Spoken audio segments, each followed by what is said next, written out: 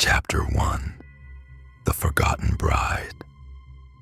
The wooden chest sat in the dimly lit auction house, its presence oddly commanding despite the dust that had settled upon it. Claire Bennett stood at the back of the room, arms crossed, her mind buzzing with possibilities. She had attended dozens of estate sales in search of lost history, artifacts drenched in folklore, forgotten by time. But something about this trunk unsettled her. The tag attached to the handle was faded and curled at the edges, but the name written upon it sent a chill through her bones. Property of Eleanor Graves. Do not open. Claire frowned. She knew that name. It was tied to one of the most infamous ghost stories of Blackmore Manor, a decaying Victorian estate on the outskirts of Ravenshade. The legend told of a young bride, Eleanor Graves, who mysteriously vanished on her wedding night in 1843. No body was ever found, and in the weeks that followed, her grieving husband was driven mad, insisting that Eleanor still walked the halls in a dress as black as the night sky. Rumors of a cursed wedding veil had followed the tale for generations.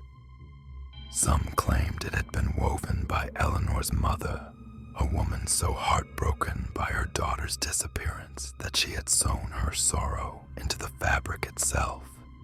Others whispered that the veil was more than just an object, that it was a prison binding something unnatural to this world.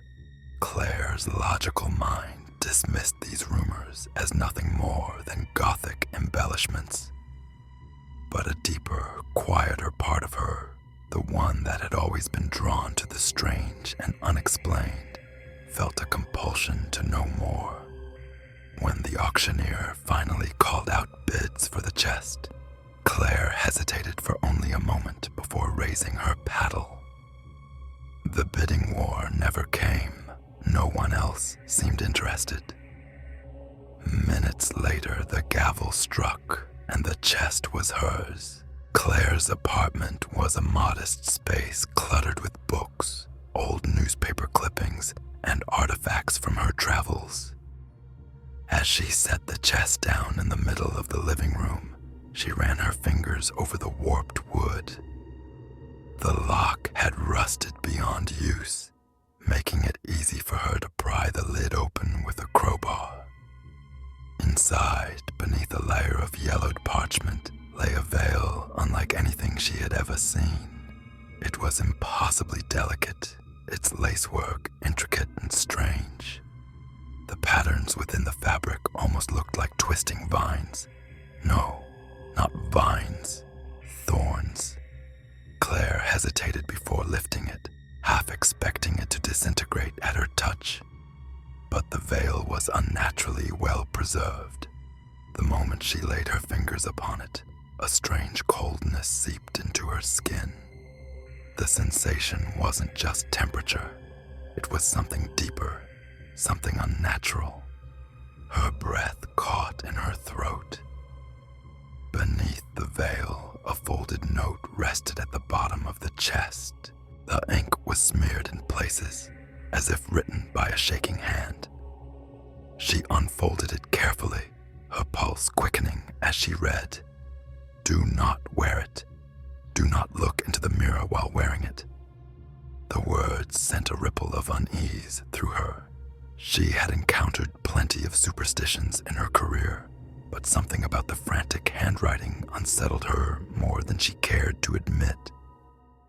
A creaking noise echoed from the far end of the room. Claire's head snapped up. The apartment was still, too still. A nervous chuckle escaped her lips. She was letting the atmosphere get to her. With a deep breath, she shook off the creeping dread and carried the veil toward her bedroom, placing it on the vanity table. The black fabric pooled like ink against the wood, its presence oddly oppressive in the otherwise cozy space. She turned away, rubbing her arms as the chill from the veil veil lingered on her skin. Just an old piece of fabric, nothing more. But as she moved toward the kitchen, something caught her eye in the mirror above the vanity. Her breath hitched. Her reflection was still standing by the table, and it was smiling. Chapter 2: The First Night. Claire's heart pounded as she stood frozen in place, staring at the mirror. Her reflection, her own face, smiled back at her, though her lips had not moved.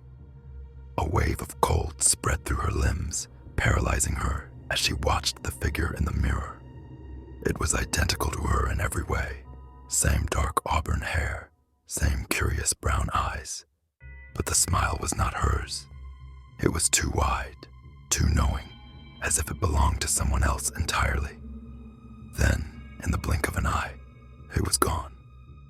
Claire stumbled back, her breath coming in short gasps. She forced herself to look again.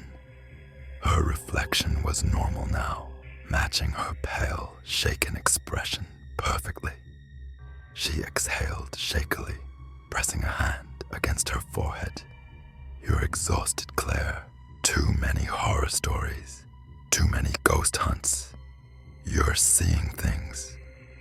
But deep inside, she knew it wasn't just her imagination. For a long moment, she debated whether she should sleep in the living room instead of her bedroom. The idea seemed ridiculous. What was she afraid of? A piece of fabric? A reflection playing tricks on her? Scoffing at her own fear, she turned off the bedroom light and climbed into bed. Still, sleep did not come easily. The silence in her apartment was unnerving.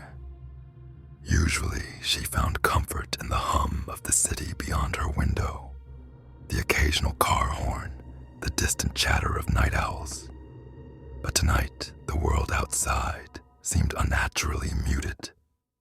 She turned onto her side, pulling the blanket tighter around her. The air felt colder than usual, as if a draft had crept in despite the windows being shut. Then came the whisper, a faint, distant sound, like fabric sliding over the floor. Claire's eyes snapped open. She strained to listen, but all was silent again. Her body tensed. Maybe it's just my mind playing tricks on me. Maybe I'm just on edge from that damn mirror incident. She squeezed her eyes shut and forced herself to take slow, deep breaths. Eventually, exhaustion won out, and she drifted into uneasy sleep. She was standing in a dark hallway. A grand Victorian-style corridor stretched endlessly before her, its wallpaper peeling, its chandeliers swaying as if disturbed by an unseen force. She turned her head and saw a mirror at the end of the hall. The reflection within was clouded, obscured by a layer of black lace. The veil, the realization sent a shiver down her spine. Slowly, she stepped forward. With each movement, the lace in the mirror seemed to shift, as if something was stirring beneath it. A voice, soft, fragile, yet unmistakably sorrowful, whispered her name. Claire. She turned around sharply. A woman stood behind her, clad in a tattered wedding gown as dark as midnight. Her face was hidden beneath a veil of the same fabric Claire had found in the chest. The woman's breathing was ragged, uneven, and as she reached out, Claire saw that her fingers were unnaturally long, her nails cracked and blackened. Claire wanted to scream, to run, but her body would not obey. The woman's hand closed around her wrist, and in an instant, a flood of images rushed into Claire's mind. A bride standing at an altar, tears slipping down her face. A dark figure looming behind her, whispering words Claire couldn't understand. A mirror shattering, glass slicing through delicate skin. A scream that never ended, and then nothing. Claire jolted awake, gasping for air. Her skin was clammy with sweat, her heart hammering against her ribs. It had felt so real. The woman, the veil, the whispers. Her throat was dry as she reached for the glass of water on her nightstand. But the moment she turned her head, every muscle in her body locked in place. The veil was no longer on the vanity table. It was draped over the mirror. She hadn't moved it. A new note lay beside it, written in the same frantic handwriting as the one in the chest. But this time, it said something different. She knows you saw her. Chapter 3. The tragic past. Claire sat motionless on the edge of her bed, the note trembling in her hands. She knows you saw her. The words burned into her mind like a brand. She forced herself to breathe, her throat tight with dread. The veil still hung over the mirror, its black lace shifting slightly as if touched by an invisible breeze. She should throw it away, burn it, get rid of it before what? Claire clenched her jaw. She had spent her entire career studying haunted objects, deciphering legends and separating myths from reality. She had never encountered something she couldn't explain, until now. Panic was useless. She needed to think. Swallowing hard, she grabbed her phone and snapped a picture of the note. Then, hesitating only a moment, she carefully removed the veil from the mirror. The fabric was unnaturally cold, sending a chill up her arms. She folded it neatly, placed it back in the wooden chest, and shut the lid. Out of sight, out of mind, but it was still there, lurking just beneath the surface of reality. She had to know more. Morning light streamed through Claire's window, but it did little to shake the unease lingering in her chest. After making herself a strong cup of coffee, she settled at her desk, flipping open her laptop. She typed quickly, Eleanor Graves, Blackmore Manor, 1843, wedding disappearance. A list of old articles and historical archives appeared. She skimmed through the results until one headline caught her attention. The Black Veil Bride of Blackmore, a wedding night that ended in terror. She clicked the link. The article, sourced from an old Ravenshade newspaper, described Eleanor Graves as the beloved daughter of a wealthy shipping merchant. She had been engaged to Henry Holloway, heir to a banking fortune. Their wedding was said to have been the grandest event of the season.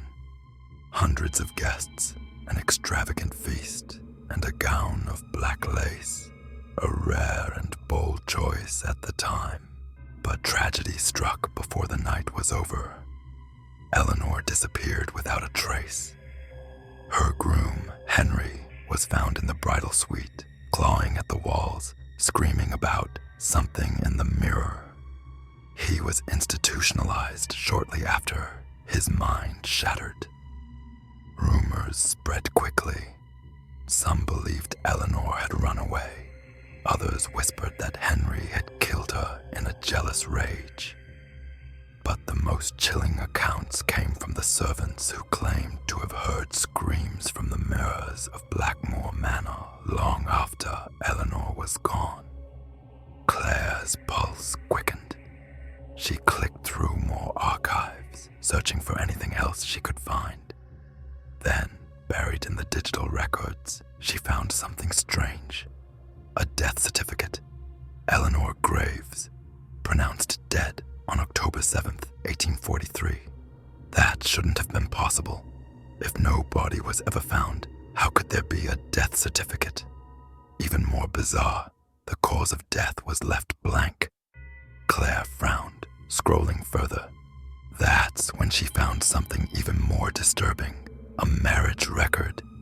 But it wasn't between Eleanor Graves and Henry Holloway. It was dated 3 days after her disappearance. Bride, Eleanor Graves. Groom, unknown, no official signature, no recording just a single chilling line in the margin. Witnessed by the reflection, a cold shiver ran through Claire's body. What the hell did that mean? Determined to dig deeper, she packed her bag and headed for the Ravenshade Historical Society, a small but well-maintained archive housed in an old Victorian building. The curator, an older woman named Margaret Lawson, greeted her with a warm smile. "Claire Bennett," Margaret said, recognizing her immediately. "Looking for another ghost story?" Claire forced a chuckle. "Something like that. I need everything you have on Eleanor Graves and Blackmore Manor." Margaret's expression darkened. "That's not a name I've heard in a long time." She sighed, motioning for Claire to follow her. "Come with me." The archive room smelled of aged paper and dust, the wooden shelves packed with fragile documents. Margaret pulled out a leather-bound book and set it down with care. "This is the original Blackmore Manor registry," she explained. "Every guest, every servant, every event recorded from the late 1700s onward." Claire flipped through the pages, her eyes scanning the neatly penned names. Then she found it, October 7th, 1843. The night Eleanor disappeared. Her name was listed, along with Henry's, the wedding guests, and the staff. But at the very bottom of the page, a single entry had been added in a different ink, a heavier hand pressing into the parchment. "Unknown. Guest. Black lace attire." Claire's stomach tightened. Margaret exhaled slowly. "There were rumors about an uninvited guest that night," she murmured. "A woman no one remembered inviting. No one saw her arrive. No one saw her leave. Only one person claimed to have spoken to her." Claire's voice was barely above a whisper. "Who?" Margaret met her gaze, her expression grim. "Eleanor Graves."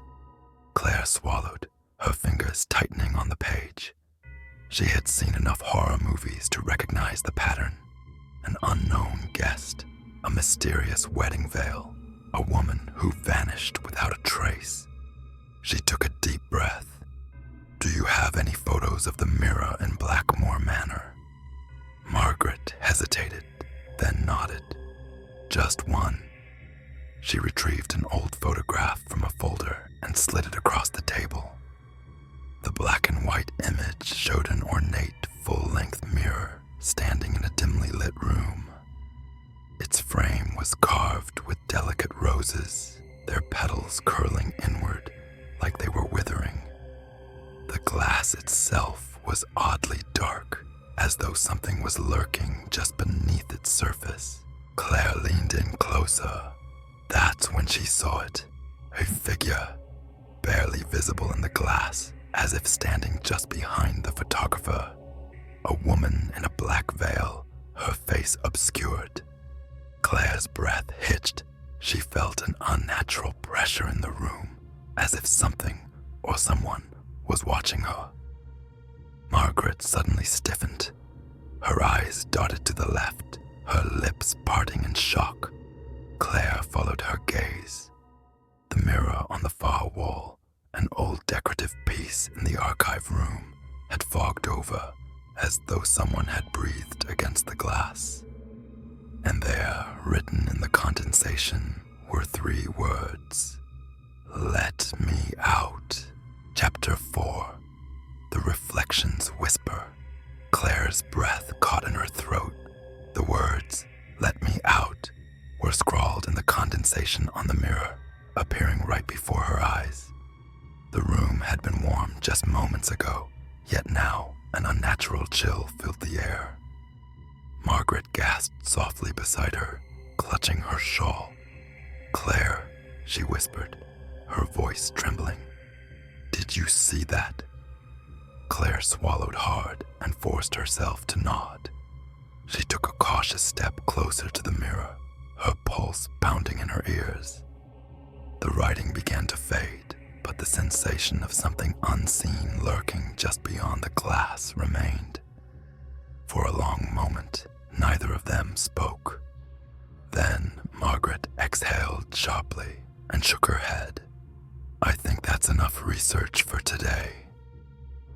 She quickly gathered the documents and tucked them back into their folders.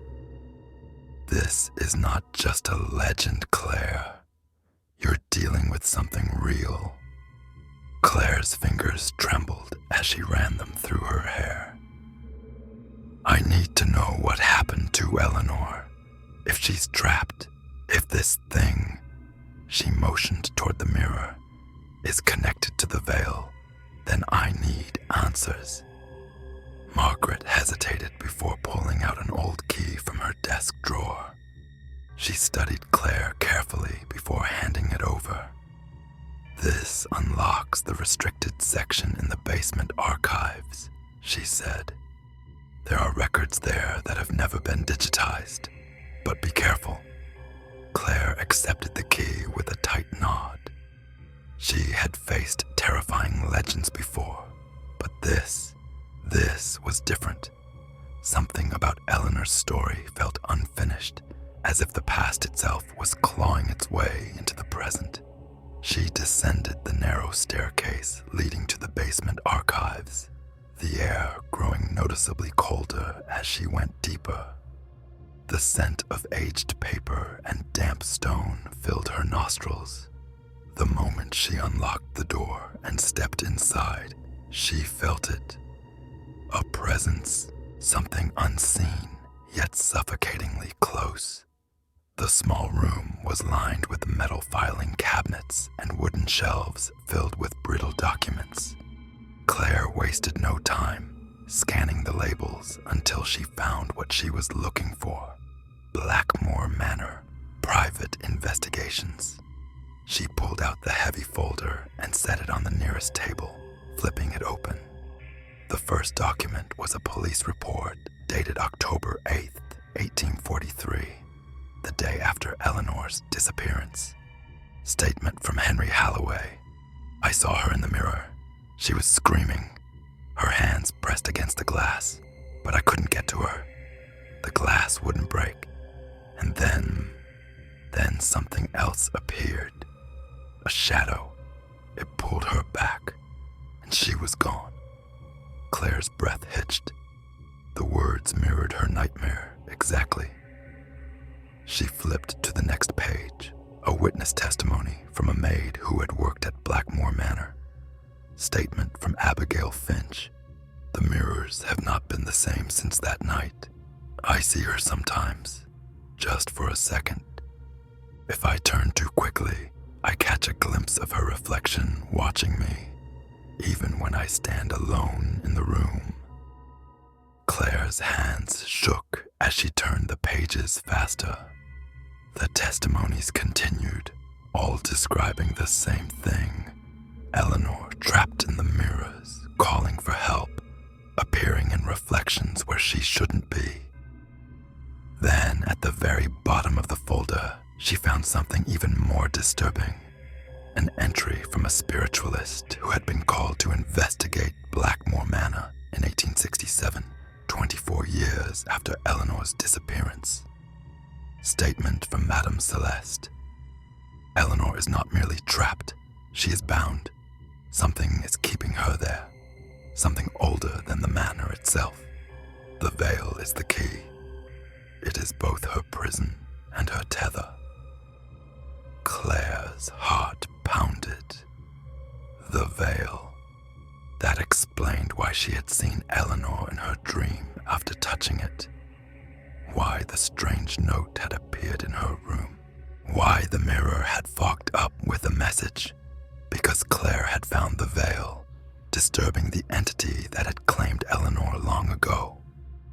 A sudden sound broke her trance, a soft, distant whisper. Claire froze, her skin prickling with ice-cold fear. The whisper was coming from behind her. Slowly, she turned her head. There was a mirror in the archive room, a tall, antique one standing in the farthest corner, its frame coated in dust.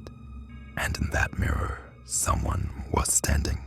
Not Claire, not Margaret, but a woman in a black wedding vial, her head slightly tilted, her fingers pressed against the glass.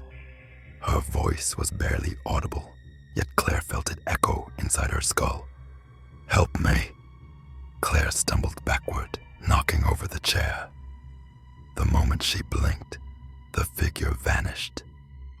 But the dust on the mirror's surface remained disturbed, as if something had just been there. Her breathing was shallow as she staggered to her feet. She needed to get out. She grabbed her phone and snapped a picture of the mirror before shoving the files into her bag and rushing back up the stairs. Margaret looked up in alarm as Claire reappeared, her face pale. "What happened?" she asked, concern lacing her voice. Claire could barely get the words out. "She was there, in the mirror. I heard her. She asked for help." Margaret's face darkened. "This isn't just a spirit haunting a house, Claire. This is something much worse." Claire exhaled shakily, staring at the reflection of herself in the nearest window. Because deep down, she already knew the truth. Whatever had taken Eleanor that night wasn't finished yet, and now it had set its sights on her. Chapter 5. The Mirror's Curse. Claire barely slept that night. The image of Eleanor, her veiled figure standing in the mirror, whispering for help, was burned into her mind. Every time she closed her eyes, she saw the reflection, felt the weight of something unseen pressing against her. By morning, exhaustion clung to her like a second skin, but she knew she couldn't stop now. She needed to return to Blackmore Manor. The veil was the key. If Madame Celeste's notes were right, it was both Eleanor's prison and her tether. Claire had to find out how it worked, what power it held, and more importantly, how to break its connection to whatever dark force had taken Eleanor. As she packed her bag, she hesitated.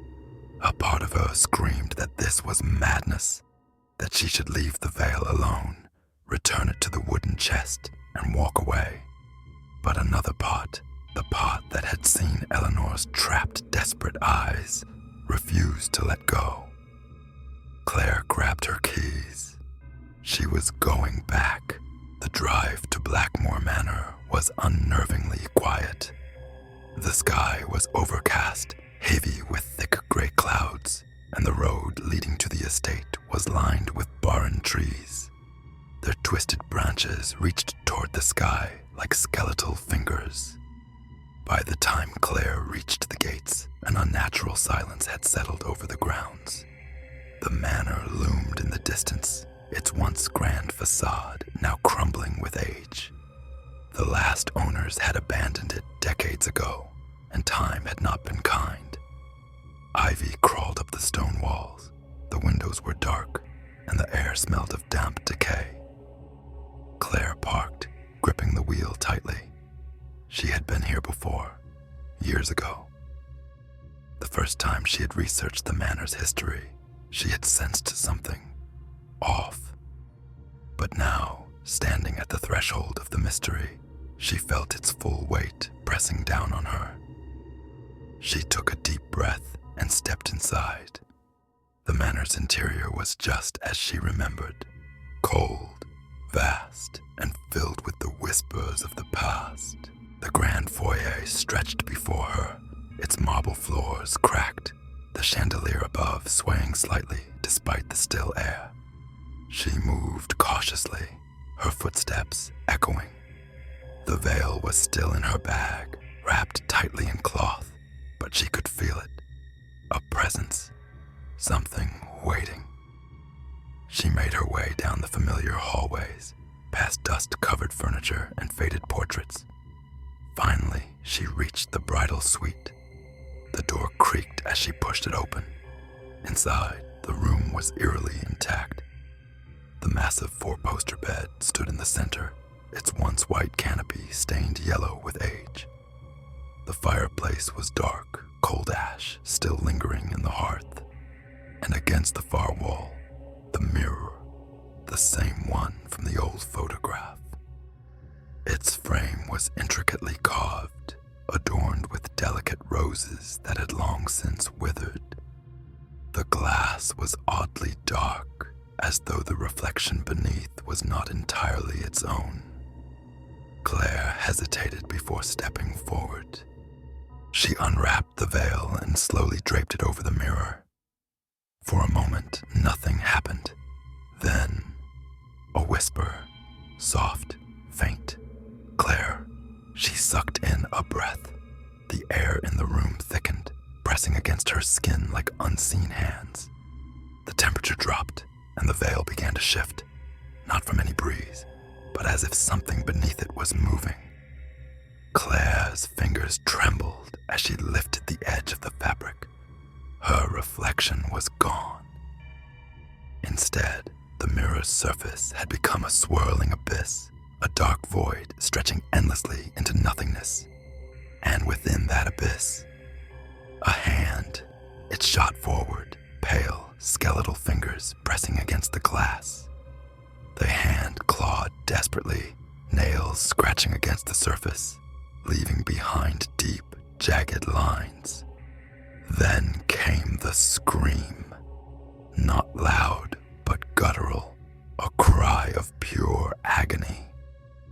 Claire staggered backward, her breath caught in her throat. Eleanor. The figure began to emerge. A woman in a black wedding dress, her face obscured by the veil, her body half trapped inside the mirror. She reached out, her movements jerky, unnatural. "Help me!" Claire's instincts screamed at her to run, but she forced herself to stay. This was what she came for. "Eleanor," Claire whispered, inching closer. "What happened to you? Who did this?" The woman's head snapped up sharply. The veil shifted slightly, just enough for Claire to see her face. Her skin was withered, stretched too tightly over her bones. Deep, hollow eye sockets stared back, void of any life, and her mouth, sewn shut with black thread. Claire gasped. Eleanor tried to speak, but the stitches pulled at her skin, silencing her. Tears of black liquid rolled down her cheeks. She raised her trembling hands, pointing behind Claire. Claire's stomach twisted as a horrifying realization settled over her. Eleanor wasn't just asking for help. She was warning her. Something else was here. The second her feet hit the gravel driveway, the noise stopped. The howling wind, the echoes of Eleanor's screams, the suffocating weight of something ancient clawing at her skin. It was gone. Claire spun around. The manor stood silent, as if nothing had happened. But deep inside, beyond the walls, she knew the truth. The veil wasn't just a relic. It wasn't just haunted. It was a doorway. And she had just opened it. Chapter 6. The door that should not have opened. Claire barely remembered the drive home. Her hands trembled on the wheel, her mind trapped in the horrifying images of Eleanor's desperate clawing hands, her mouth cruelly sewn shut, and the thing in the mirror. She had made a terrible mistake. The veil had been more than just a haunted relic. It had been a seal, and she had broken it. Something had been waiting in that mirror, watching, hungry, and now it was free. By the time Claire reached her apartment, night had fallen. The streets were strangely empty, the city's usual hum of traffic and life replaced by an eerie silence. The streetlights buzzed faintly, casting sickly pools of yellow onto the pavement. She parked and climbed the stairs to her unit, her heart pounding louder with every step. Each shadow seemed longer than it should have been, stretching unnaturally, flickering at the edges. When she reached her door, she hesitated. For a brief second, her reflection in the window beside it did not move. Claire sucked in a breath. It was just exhaustion, just her mind playing tricks. She fumbled with the keys, pushed open the door, and quickly locked it behind her. But the second she stepped inside, she felt it, a change in the air, a presence. The apartment was cold, colder than it should have been. She rubbed her arms, trying to shake off the creeping unease, but the feeling wouldn't leave. Something was wrong. She moved cautiously through the apartment, flipping on every light. The warm glow did nothing to ease the growing dread curling inside her. She wasn't alone, but she saw nothing. Claire dropped her bag onto the kitchen table and spread out the files she had taken from Blackmore Manor. Documents on the manor's haunted history, witness testimonies, the spiritualist's notes, Madame Celeste. Her fingers hovered over Celeste's final report. Eleanor is not merely trapped, she is bound. Something is keeping her there, something older than the manor itself. The veil is the key. It is both her prison and her tether. Claire felt her stomach tighten. The veil had been placed over the mirror for a reason. She had removed it, and Eleanor had been dragged back, which meant the thing inside the mirror was no longer confined to it. Claire swallowed hard. She had to fix this. She had to. Knock, knock, knock. A sharp, loud knock at the door made her jump. She froze. It was nearly midnight. Who would be knocking at this hour? The hairs on the back of her neck stood on end. Slowly, she stepped toward the door. Who is it? Silence. Then 3 more knocks. Louder, more insistent. Claire's fingers tightened around the doorknob. She hesitated before peeking through the peephole. Nobody was there. A chill spread through her spine. She backed away from the door, her pulse thudding in her ears. Then, a breathy, distorted voice. Claire. Her blood ran cold. The voice had not come from outside. It had come from inside the apartment. Claire spun around, heart hammering, eyes darting to every corner of the dimly lit space. Nothing, but the air felt wrong. It pressed against her skin, thick, suffocating. The shadows along the walls seemed deeper, shifting slightly, even though nothing was moving. She took a slow, cautious step back. Then, the kitchen light flickered, once, twice, then went out, so that the entire apartment plunged into darkness. Claire's breath hitched. For a long moment, there was only silence. Then, just beyond her vision, the sound of something breathing, slow, raspy, deep. Claire reached for her phone, her fingers barely gripping it in her trembling hands. She turned on the flashlight, sweeping it across the room, and stopped. There, in the reflection of the darkened TV screen, a shape, tall, unmoving, watching her. Claire didn't dare turn around. She knew deep in her bones that if she looked, it would be there. Her breathing quickened. The figure in the reflection tilted its head. Then it moved, not forward, but closer. The space between them folded in on itself, like reality had just bent, and suddenly, it was right behind her. A cold breath brushed against her ear, then a whisper. "You should not have freed me." A hand, ice cold, clawed, unnatural, gripped her shoulder. Claire screamed. The flashlight flickered violently, then died. The shadows swallowed her whole. She woke up on the floor. Her body trembled uncontrollably, her clothes damp with sweat. The apartment was silent, but Claire knew she was not safe. Something was here now, and it was never going to leave. Chapter 7. The Mark. A sharp electric pain pulsed through Claire's body as she woke on the cold wooden floor. shallow gasps, her skin damp with sweat. She blinked against the darkness, her body trembling with exhaustion, fear, and something else. Something wrong. She wasn't alone. The apartment was silent. Too silent. No distant car horns, no creaking pipes, no humming refrigerator. The world outside felt impossibly far away, like she had been pulled into a space that was not entirely her own. Slowly, she forced herself upright. Every muscle in her body screamed in protest. Her phone lay inches away, the screen cracked, the flashlight dead. The last thing she remembered was the voice, the hand on her shoulder, the thing from the mirror. Claire shuddered. It had touched her. Her fingers crept to her shoulder where the icy grip had landed. The fabric of her shirt felt stiff, like it had dried with something thick. With growing dread, she pulled the fabric down.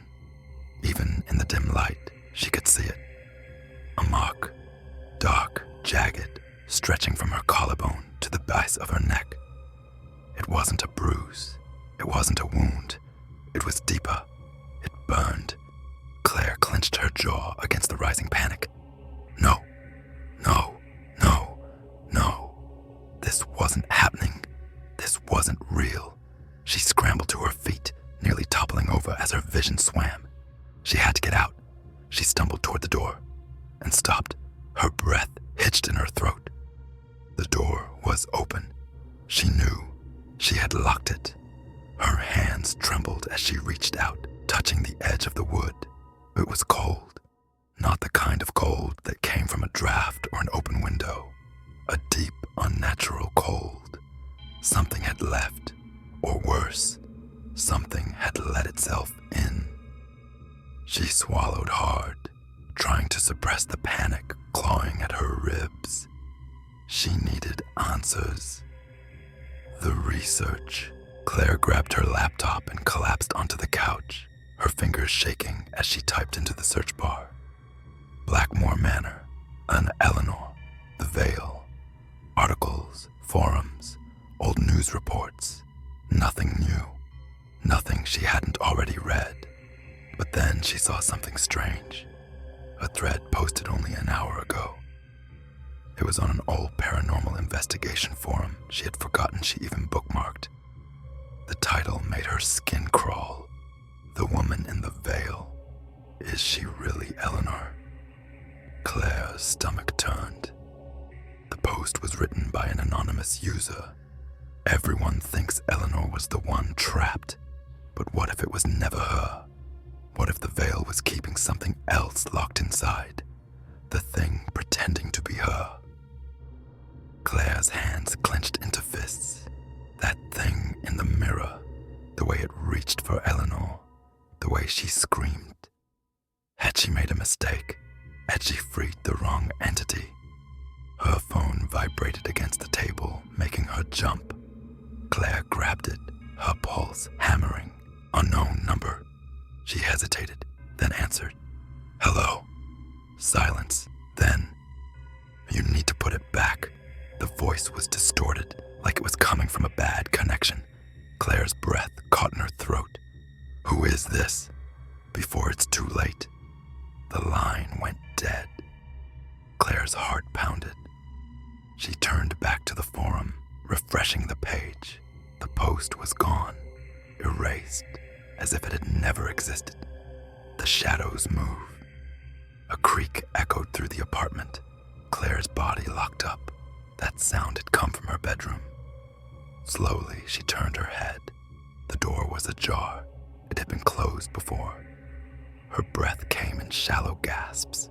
Something was in there, watching, waiting. Then, the bedroom light flickered on by itself. A shadow passed by the doorway, not walking, gliding. Claire's blood ran cold.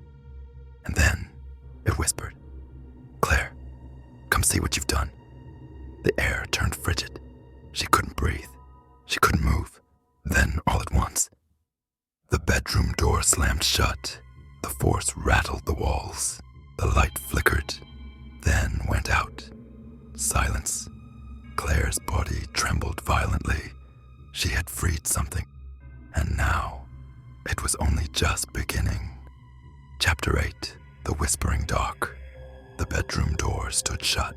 The air was thick, suffocating, pressing against Claire's skin like unseen hands. The whisper still echoed in her ears. "Come see what you've done." A chill crawled up her spine. Whatever was behind that door was waiting. She took a step back.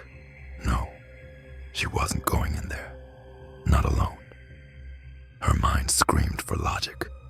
Think, move, do something. But fear had its icy grip around her lungs, squeezing tighter with every passing second. Then, the doorknob turned.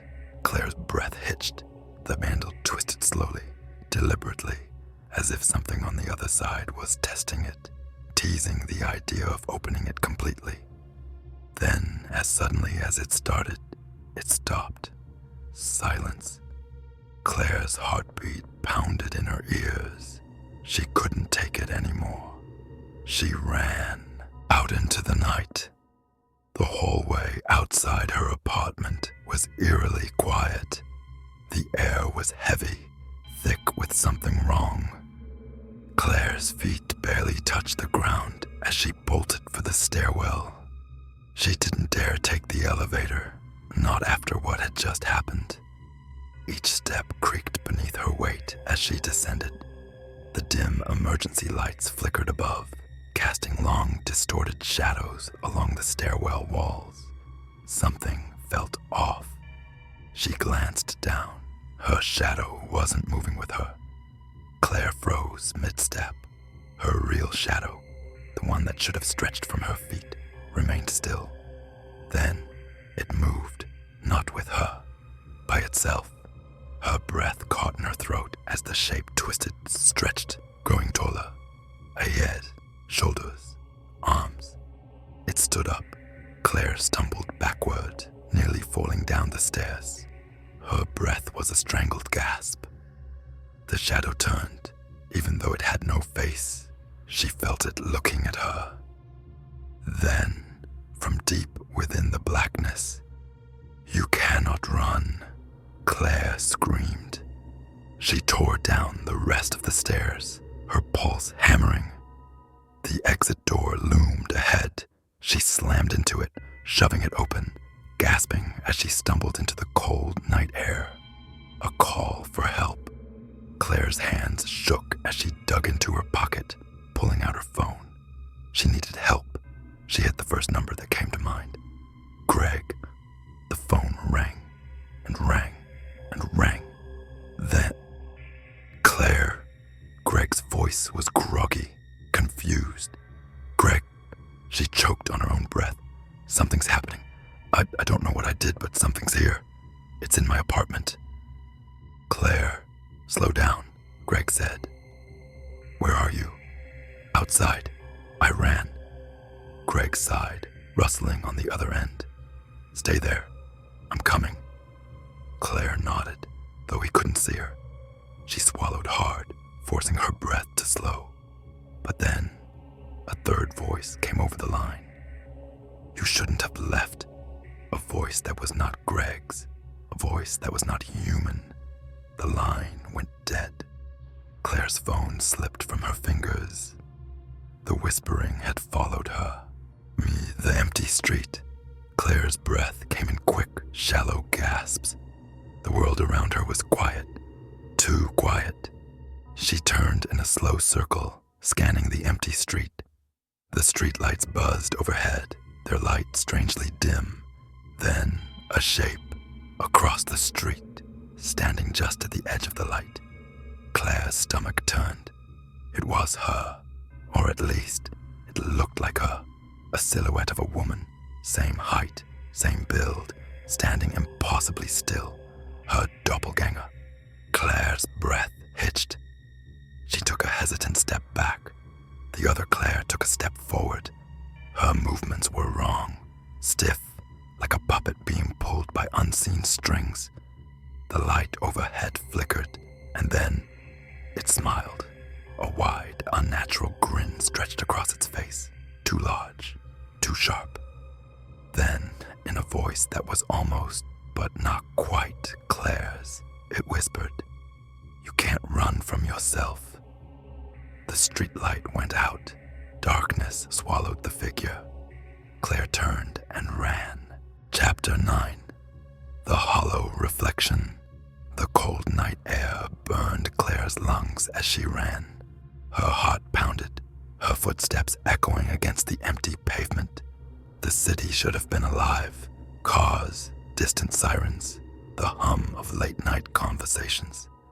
But now everything was silent, too silent. Something was wrong. She turned a corner, nearly slipping on the damp concrete. The air smelled stale, like an abandoned room left untouched for years. A deep, unsettling wrongness wrapped around her like unseen hands. Claire forced herself forward, her thoughts a chaotic mess. That thing, that copy of her, what was it? How could it exist? And why did it smile like that? Her stomach twisted as she remembered its voice, so close to hers, but not quite. A distorted imitation. You can't run from yourself. No. She shook her head, pushing the thought away. She had to focus, had to keep moving, had to. Glass shattered. Claire stopped. The sound came from behind her. Slowly, she turned her head. A store window stood cracked, a single long fracture running through the glass. The reflection inside was wrong. Not just distorted, delayed. Claire's breath hitched. Her reflection was still facing forward, frozen in the moment before she turned her head. Then it moved, not to mimic her, but to step closer. Claire stumbled back, her foot catching on the curb. The reflection smiled, a deep, hungry, knowing smile. Then it lifted a hand, knuckles pressed against the glass, a slow, deliberate motion. The moment it touched, the glass exploded outward. Claire screamed and fell backward. Shards rained down, glittering like ice under the streetlights. But the thing inside, it was stepping out, not climbing, not struggling, stepping, like the mirror had never been there at all. It stood over her, Claire's own face, staring down at her, but the eyes, hollow, black, empty like a bottomless pit. And then it spoke. "It's your turn now." A desperate escape. Claire scrambled to her feet. Her legs screamed in protest, but she ran. She didn't dare look back. She heard the soft, rhythmic footsteps behind her, unhurried, patient, like it knew she would have to stop eventually. Claire turned sharply into an alleyway, pressing herself against the cold brick wall, gasping for breath. She clutched her phone, fingers shaking. Greg. She had to call Greg. She tapped his number with trembling hands. It rang and rang and rang. Then, "Claire," his voice. A rush of relief surged through her. "Greg, listen to me. Something's happening. I don't know what I did, but there's something here. It's following me. I think it's me." Silence. Then, "Where are you?" The tone of his voice made her stomach drop. It was flat, emotionless, wrong. Her breath caught. "Greg." No response, just faint static. Then, through the distorted silence, a whisper. "Turn around." Claire's blood ran cold. She lowered the phone. The alley was too quiet. Her shadow stretched along beneath the flickering street lamp. And then, another shadow appeared next to hers. Longer, taller, not hers, not human. A deep, guttural voice whispered right behind her ear. "You can't run forever." The doorway, Claire bolted. The alley twisted into another street, her surroundings blurring as she ran, blindly searching for anywhere safe.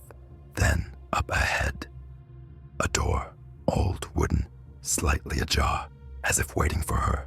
She didn't care. She lunged for it, throwing herself inside. Slam! The door shut behind her. Darkness swallowed her whole. Claire stumbled forward, her breathing ragged. The air inside was heavy, suffocating. Then, a single candle flickered to life. The flame cast strange, twisting shadows along the walls. Symbols were carved into the wood, some faded with time, others fresh, too fresh. She wasn't alone. A shape sat in the corner, an old woman, wrinkled hands folded in her lap, eyes like hollow pits. She spoke, not in words, but in something deeper, something that made Claire's bones ache. You let it out. The candle flickered. The walls groaned. Claire's breath came in short gasps. What is it? The woman's lips barely moved. A shadow of what was lost. The candlelight stretched, and Claire realized something horrifying. There was no second shadow in the room, just hers, and it was moving on its own. The woman sighed, a deep, tired sound. It has already begun. Chapter 10, The Shadow's Claim. The candlelight wavered, throwing twisted shadows against the walls. But Claire's own shadow, it wasn't following the light. It stretched, warped, moving on its own. Her breath caught in her throat. She took a step back. So did her shadow. But then, it kept moving. Not just mirroring her, approaching her. The old woman's gaze remained fixed on Claire, her hollow eyes seeming to peer through her. You let it out, she repeated, her voice ancient, heavy with something beyond words. Claire's lips trembled. I didn't mean to. The woman sighed. Intent does not matter. The door has been opened. The shadow will take what was lost. Claire's pulse pounded in her ears. Take what was lost. What does that mean? The woman didn't answer. Instead, she slowly lifted a trembling hand and pointed behind Claire. Claire felt her stomach drop. The room had been silent, too silent. And yet, she felt it. Something was standing right behind her. Cold breath touched the back of her neck. Then, you know what you did. A voice like her own, but wrong. Claire spun around. The other Claire was standing there. Not just a reflection, not a shadow, a perfect copy. Same height, same features, but hollow. Its eyes were bottomless voids, its skin slightly off, like something imitating a human, but missing the tiniest details. And worst of all, it was smiling, not with warmth, not with familiarity, but with ownership, like it had already won, like Claire wasn't Claire anymore. The struggle. Claire stumbled back, her pulse hammered as her duplicate took a slow, deliberate step forward. Her voice, its voice, slipped into the air, hushed soft and mocking. You've been running so long, Claire. It's time to stop. Claire shook her head violently. You're not me. The smile widened. Aren't I? Then it lunged. Claire screamed, dodging to the side as the thing's fingers grazed her arm. Where it touched, a searing cold burned through her skin, spreading like frostbite. Her duplicate's eyes darkened further. Fighting will only make it worse. The old woman suddenly stood up. Her frail form should have been weak, slow, but she moved unnaturally fast. She raised one hand and slammed it against the wall. The carved symbols flared to life, glowing with eerie golden light. The owl trembled. The shadow Claire screamed. A horrible, distorted sound that shattered the silence, shaking the very ground beneath them. The candle flickered wildly. The walls groaned like something ancient and alive. Claire clutched her head, the pressure unbearable. You cannot fight your own sins. shadow, Claire hissed. You will become me. The old woman gritted her teeth, her voice laced with power. Not tonight. She threw something at the shadow, a handful of black salt. The moment it touched the doppelganger's skin, it convulsed. Its form flickered, like static, like a glitch in reality. It screamed, and then it vanished. The candle's flame returned to normal. The air lightened, but Claire knew it wasn't over. The truth revealed. The old woman turned to Claire. Her gaze was sharp, dissecting, knowing. Do you still not remember? Claire's throat was dry. Remember what? The woman exhaled slowly. Then she pointed at the door. Claire hesitated, but something in her gut told her she had to look. With slow, shaking hands, she reached for the handle. The wood was cold. She pushed. The door swung open, and what she saw made her stomach drop. She was standing in her own apartment, not as it was now, but as it was before. Before the shadows, before the whispers, and in the center of the room, a body, face down, motionless. Claire felt her entire world tilt. The body was her. Chapter 11. The Forgotten Truth. Claire's breath came in ragged gasps. The apartment before her was exactly as she remembered, down to the smallest detail.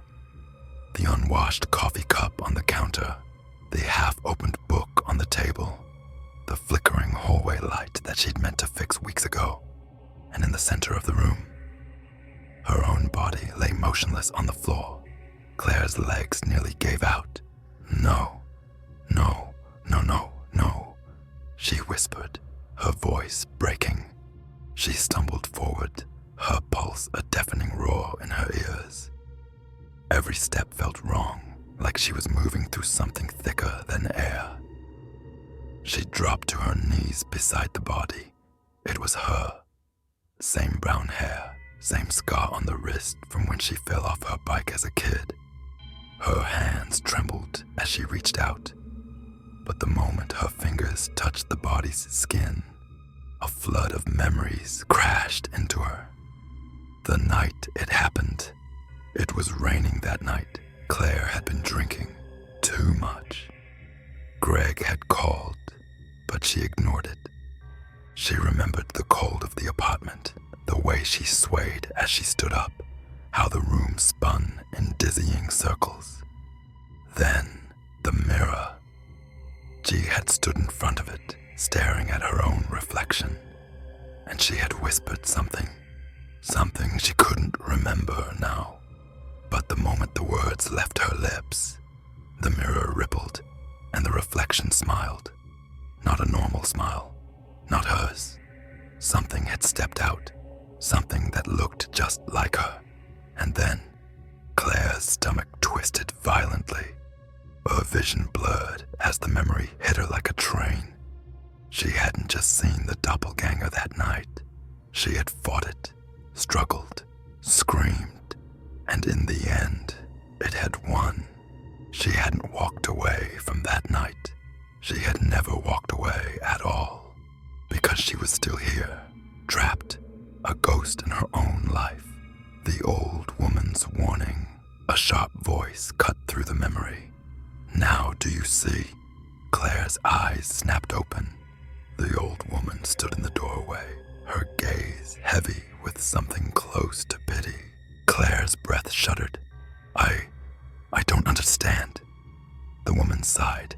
The shadow did not come to take your life, Claire. It already did. Claire's blood ran cold. No, she whispered. That's not possible. I'm still here. Her words caught in her throat. She looked down at her hands. For the first time, she noticed the faint transparency.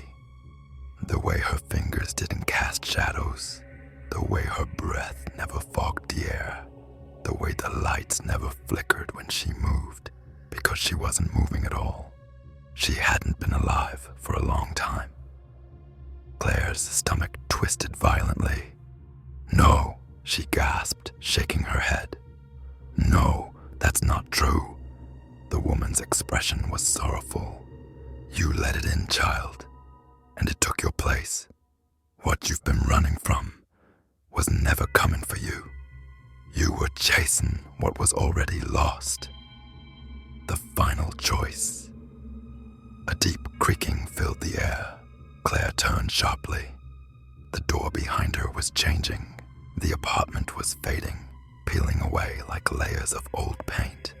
And behind it, something dark and endless stretched out. Not a hallway, not another room. Something deeper. A void, a doorway, a place where things like her belonged. Claire's throat tightened. "No," she whispered. "I can't." The woman shook her head. "It is time, Claire. The living world is no longer yours." Claire's heart shattered. She thought of Greg, her friends, the life she thought she was living, but it had never been hers. Not since that night. She had been clinging to a world that no longer saw her, and now it was letting her go. The dark doorway yawned open. Claire stared at it, her body trembling, and for the first time, she had to decide to let go or to stay and become something else. Chapter 12. The Final Descent. The void stretched before her, a doorway of nothingness, a space that did not exist, yet was achingly real. Claire felt its pull, a force older than time, colder than death.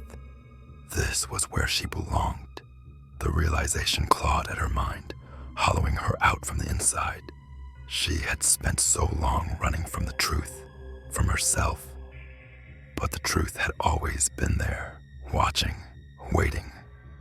Now she had to make a choice. The pull of the dead.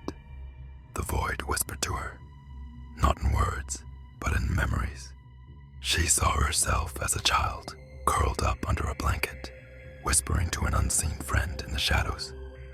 She saw her teenage self, standing in front of a mirror, staring at her own reflection for far too long, feeling the unsettling wrongness, but never understanding why. She saw the night it happened, the words she had spoken to the mirror, the thing that had stepped out, the thing that had become her. It had taken her place, lived her life, loved and laughed and cried while she had withered into nothingness. And now it was time to go. Her body tilted forward. The void's gravity wrapped around her like a lover's embrace, pulling her closer. Step. Her foot moved on its own. Step. A force stronger than willpower dragged her to the edge. Step. A hand clamped onto her wrist. A last attempt. Claire gasped. The grip was real, warm, alive. She turned her head slowly. Greg. His face was pale, his eyes wild with desperation. "Claire," he shouted. "Stay with me." The void screamed. Not a sound, not a noise. A feeling, a howling, suffocating rage, something furious that Greg had interfered. It pulled harder. Claire felt her bones creak, her muscles strain. "You have to fight." Greg's voice cracked. "Fight what?" Claire's voice was barely a whisper. "Fight for yourself." Greg's grip tightened, and suddenly she saw it, not just the void, the thing inside it. A shape shifting in the darkness. No features, no form, just a presence. A thing that had watched her since she was a child. A thing that had always been waiting. "You were mine from the moment you looked into the mirror," the void whispered. "You called me, and I answered. Let go, and I will make you whole." Greg shook her. "Claire, listen to me." His voice was breaking. "You don't belong here. You're still you. You're still..." "I'm dead," she screamed. Greg's face twisted in agony. "That's not true." His voice dropped to a whisper. "You're still here, and as long as you're here, you can fight. felt something shift, something inside her, a thread of warmth, thin, fragile, but real. And in that moment, she made her decision. The breaking of the mirror. Claire turned back to the void. The darkness roared. It knew what was coming. Claire wrenched herself backward. Pain lanced through her body, a tearing sensation like claws ripping through her soul. Greg yanked her away, and suddenly, the void shattered. Not like glass, not like anything that should make it sound, but it broke, like the cracking of reality itself. And Claire woke up. The return light, warmth, breath. Her lungs ached as she sucked in a desperate gasp of air. She was lying on the floor of her apartment, the real one. Greg was kneeling beside her, tears streaming down his face. "Claire," he whispered, voice raw. She blinked up at him, and for the first time in so long, she felt real, whole, alive. Greg let out a shaky laugh, pressing his forehead to hers. "Jesus Christ, Claire, I thought I lost you." She reached up, brushing his cheek with weak fingers. "I think you saved me." Greg swallowed hard. "You saved yourself." Claire turned her head slightly and saw the mirror, cracked, broken, but behind the fractured glass, just for a split second, a shadow moved, and then it was gone.